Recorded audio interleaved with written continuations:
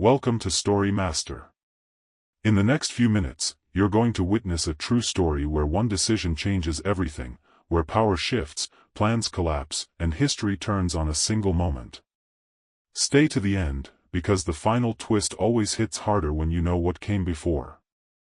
In the winter of 1959, 9 young hikers set off into the Ural Mountains in Soviet Russia, strong, trained, and no strangers to brutal weather. This wasn't a reckless weekend trip. These were certified, experienced trekkers chasing the highest level of hiking qualification available at the time. They knew what frostbite felt like. They knew how fast a storm can turn. They knew how to survive. And yet none of them came back. What happened on that mountain is still debated decades later, because the evidence is not just unsettling, it's downright bizarre. And the strangest part is this: we know so much about their final days because they left pieces of themselves behind. Cameras. Diaries. Notes. Photographs. Ordinary snapshots that slowly transform into something haunting once you realize what's coming. The expedition began at the Ural Polytechnic Institute, where a group of current and former students assembled a serious team for a demanding trek across the Urals. Originally, there were 10. Every member was a Grade 2 hiker, meaning they'd already proven themselves in harsh conditions, and completing this journey would qualify them for Grade 3, the top certification in the Soviet system. So they treated it like a mission. No partying. No sloppy distractions. They even avoided bringing alcohol and cigarettes, because this was about discipline. The plan was to reach a remote destination near a mountain called Otorten, deep in an area where the wind can cut like a blade and the landscape feels empty enough to swallow sound. Their journey began on January 25th. They traveled toward a settlement, rested, and then began hiking on the 27th. But almost immediately, fate shifted the group's shape. One of the hikers, 21-year-old Yuri Yudin, began suffering severe joint pain. Yudin had dealt with health issues for years, and on this trip his body simply rebelled. He realized he would slow everyone down, and after a painful decision, he turned back. That choice likely saved his life. He said goodbye to the others, unaware he'd just become the last person to see them alive.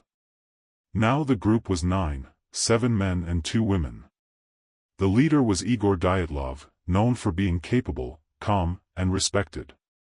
This is important, because the mystery later hinges on one central question: what could force a disciplined leader like Dyatlov to make the kind of choices that appear in the evidence? As they pushed through the region that would later be named after Dyatlov, the weather grew hostile. Winds rose. Visibility collapsed. The hikers lost their bearings and drifted off course. Eventually they found themselves on the slope of a mountain known locally by the Mansi people, an indigenous group from the region. The mountain's name has been translated as something like Dead Mountain, and even if that's not the perfect translation, the nickname alone tells you how the locals felt about it. It was late. Conditions were unstable. And Dyatlov made what many now call the defining decision. Instead of retreating to the tree line for shelter, the group pitched their tent on the open slope. Maybe it was to avoid losing elevation and time. Maybe they believed the storm would calm. Maybe they were too exhausted to descend safely. Whatever the reason, the tent went up, and it would become the center of one of the strangest crime scene-like discoveries in modern history. Before leaving, Dyatlov had told Yudin something simple: when we return, we'll send a telegram. The trip was expected to take around 16 days, possibly a few more if weather caused delays. Yudin waited. But the telegram never came. At first, people assumed delays. Then worry set in. Then the silence became impossible to ignore. By late February, search parties began combing the area. On February 26th, the search team found the tent. And immediately, something felt wrong. The tent wasn't simply abandoned. It wasn't collapsed in a storm. It had been cut open, ripped from the inside, as if the people inside were so desperate to escape that they didn't bother using the entrance. Think about that for a second. You're on a frozen mountainside in -30 temperatures. Your tent is not just shelter, it's life. Cutting through it is like smashing the only lifeboat you have in the middle of the ocean. Experienced hikers do not do that, unless they believe something outside is worse than death by cold. Inside the tent, most belongings were still there. Shoes. Clothing. Supplies. It looked like the group fled in a panic, fast enough to leave behind what no rational person would willingly abandon. Then the next discovery made the situation even stranger. Footprints. Tracks leading away from the tent down the slope toward a wooded area. And here's the twist, the footprints weren't chaotic. They weren't scattered like people sprinting in terror. They were, shockingly, ordered. As if the hikers moved together in a controlled descent. In single file. Barefoot or in socks. Lightly dressed. Walking into a killing temperature like sleepwalkers. So now investigators had a nightmare puzzle. A tent cut open from the inside. 9 sets of tracks leaving. Minimal clothing. And no clear sign of what forced them out. On February 27th, searchers set out again, expecting to find survivors nearby, maybe injured, maybe sheltered in the trees. Instead, they found a scene that looked like the end of the world. Near a cedar tree at the edge of the woods, someone noticed something dark against the snow. As they approached, they saw broken branches on the lower portion of the tree, as if someone had climbed it or tried to. Beneath the tree were the remains of a fire. And beside that fire lay the first bodies. The first was Yuri Doroshenko. He was face down in the snow, wearing a short-sleeved shirt and what amounted to minimal clothing for a Siberian night. He had socks but no shoes. His skin showed burns, strange burns, on his body. There were scrapes and bruises. Blood on his face. And a disturbing detail, fluid at his mouth that some later interpreted as a sign of intense internal trauma. Officially, his cause of death was listed as hypothermia. Near him was Yuri Krivonischenko. He was also minimally dressed, bruised, with burns on his legs and hands. And one detail in particular chilled investigators: his mouth showed injuries consistent with biting, possibly biting his own knuckle, maybe from pain, maybe to stay conscious, maybe from panic. There were signs the bodies had been moved after death, arranged in a more orderly way, like someone returned later and positioned them with care. That suggests something crucial: at least some of the group survived long enough to find these two after they died. And then the logic becomes brutal: if 2 members died first near the fire, the others may have stripped clothing from them in a desperate attempt to survive. Not out of cruelty, out of necessity. When your body is shutting down, a sweater becomes more valuable than dignity. Next, the search expanded along the trail between the cedar tree and the tent. Not far from the tree, they found the body of Igor Dyatlov. He lay on his back, fists clenched. There were injuries, scrapes, bruises, signs of impact, yet his official cause of death was also hypothermia. Weeks became months. Snow buried evidence. The Urals swallowed footsteps, scattered possessions, and erased time like it never happened. Then, deep into spring, May, someone finally discovered what looked like a survival den, a rough shelter in a ravine area, built with the kind of desperate intelligence you only see when people are fighting the final stage of death. The remaining 4 hikers had tried to create cover from wind, perhaps using branches, clothing, anything. It didn't save them. When the searchers found the last 4 bodies, the case stopped looking like hypothermia and started looking like something else entirely. Ludmila Dubinina was found in a position that stunned investigators. She was near flowing water, and parts of her face had missing soft tissue, lips and skin gone in a way that exposed bone. Her ribcage was severely damaged. Some of her injuries were so extreme that later descriptions sounded like something from a catastrophic collision rather than a wilderness incident. Most notoriously, accounts circulated that she was missing her tongue, and that this, and other missing tissues, were never conclusively explained. What matters is this: her injuries did not resemble simple frostbite or ordinary falls. They resembled massive force. Her official cause of death was not hypothermia. It was internal bleeding from traumatic injury. That alone shifted everything.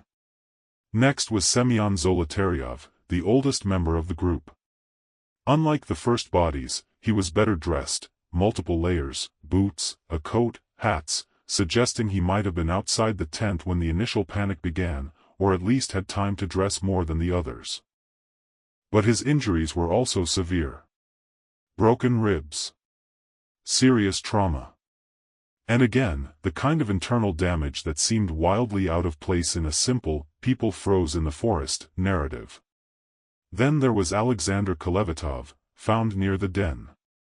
His clothing was torn. There were marks and damage suggesting struggle, movement, violence, or chaotic conditions. His injuries were noted, but official summaries often felt vague, frustratingly vague, as if the reports were describing tragedy with the volume turned down.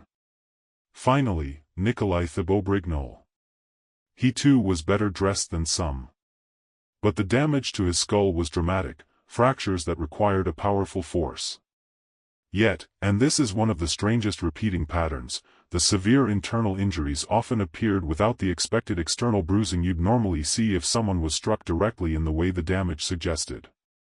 Doctors compared some of these internal traumas to car crash injuries: massive pressure, crushing force.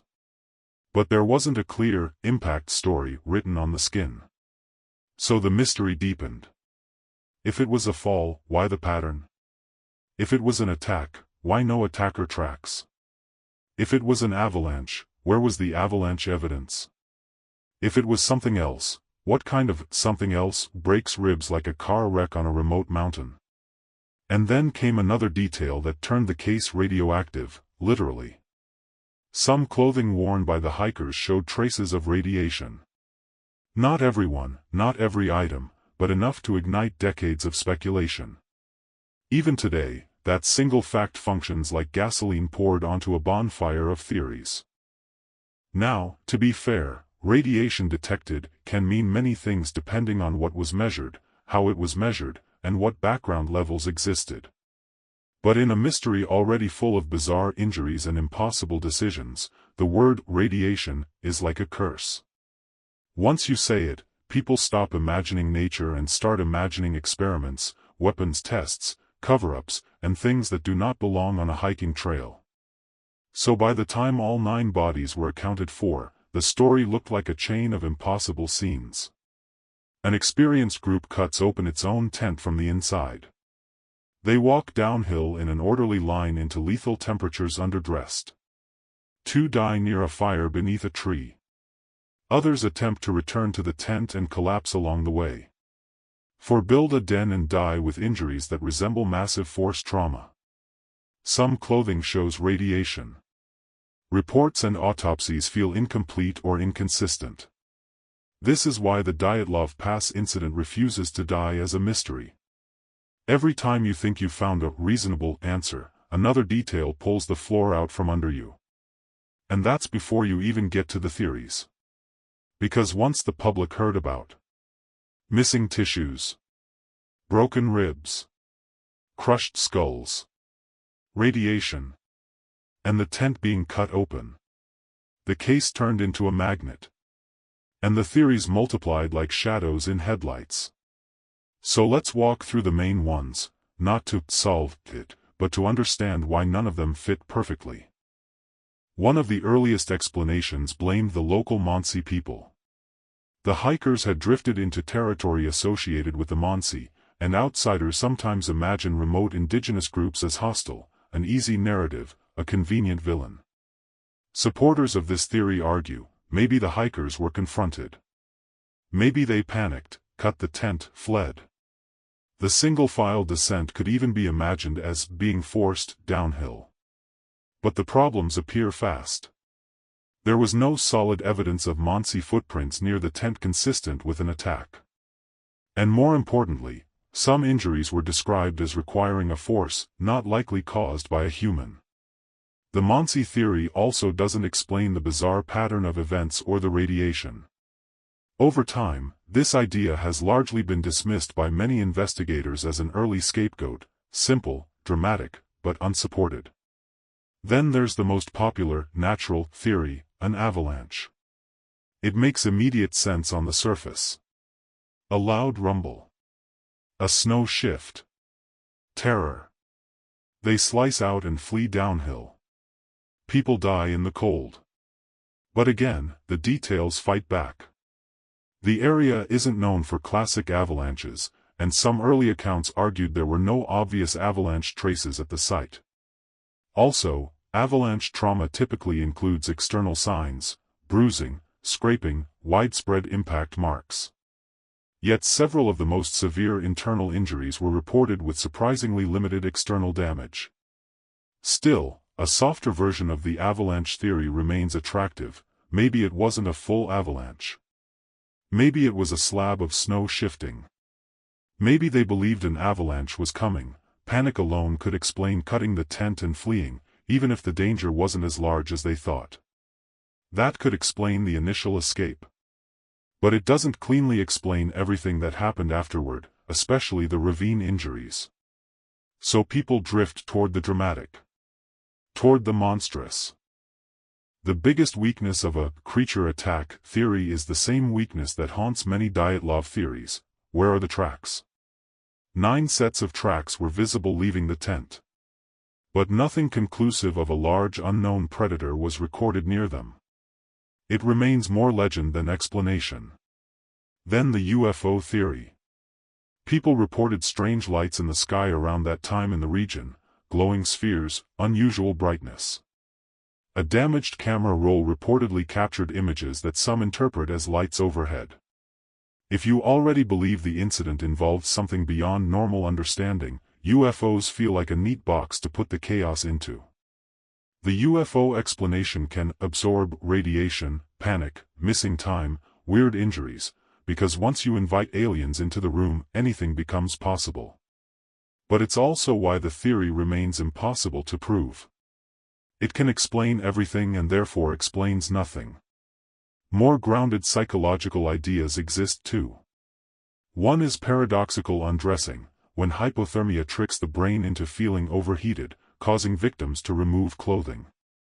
This phenomenon is real. It can help explain why some hikers were underdressed. But it doesn't explain the tent being cut open, the organized walking pattern, the massive internal injuries, or the radiation. And the existence of a fire and clothing swapping suggests the group was actively trying to stay warm, not irrationally stripping down as a single unified behavior. Another psychological environmental theory involves infrasound, low-frequency wind patterns, sometimes linked to Kármán vortex streets, that can trigger anxiety, panic, even hallucination-like discomfort in some people. It's an interesting idea. Sound you can't hear, that makes you feel like you're in danger. That could push people into a fear response. But the same issue returns. Would all 9 react in the same way at the same time, to the same extent, with the same decision to abandon shelter? It's possible, but it's hard. Then comes the theory that always creeps back in, no matter how many years pass. A cover-up. This incident occurred during the Cold War, in a nation obsessed with secrecy. It's documented that the case was handled in a way that later readers describe as inconsistent, incomplete, or oddly worded. That alone is enough to make people suspicious. So what could be hidden? Maybe weapons testing. Explosives. Rocket tests. Shockwaves. Something that could create panic, cause internal trauma, and later be smoothed over in reports. Some propose that unusual lights in the sky weren't UFOs at all, but military activity. This theory doesn't require monsters or aliens. It only requires a government willing to protect secrets at all costs. And that makes it one of the most compelling explanations emotionally, because it feels plausible. But even here, we run into the same wall. No single theory ties every detail into one clean rope. The Dyatlov Pass incident is a knot of strange facts. Pull one thread, and 3 others tighten. So what do we do with a case like this? Maybe the answer isn't one thing. Maybe it's a chain. Panic triggered by a natural event, wind, snow shift, perceived avalanche. Poor decision-making under stress. Desperate survival attempts. Injuries caused by falls into the ravine or collapsing snow structures. Radiation from prior exposure on specific clothing items.